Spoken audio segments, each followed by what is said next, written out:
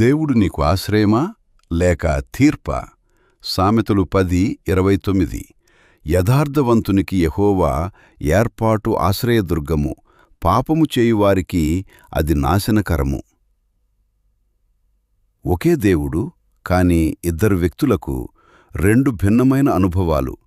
యథార్థంగా జీవించేవారికి యెహోవా ఆశ్రయదుర్గం, ఆపదలో రక్షణ, భయంలో ధైర్యం, శోధనలో బలం. ఆయనే వారి సురక్షిత స్థానం. కాని పాపంలో కొనసాగేవారికి అదే యెహోవా తీర్పు ప్రకటించే న్యాయాధిపతి.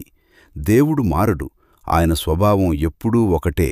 మారేది మన జీవితం, మన మార్గం, మన నిర్ణయాలు. ఈరోజు నీ జీవితాన్ని నీవే పరిశీలించుకో. దేవుడు నీకు ఆశ్రయదుర్గమా లేక నీ జీవితాన్ని హెచ్చరిస్తున్న న్యాయాధిపతా? యథార్థంగా జీవించు, దేవునిలో నిలిచిపో. అప్పుడు యెహోవాయే నీ శాశ్వత ఆశ్రయదుర్గమవుతాడు.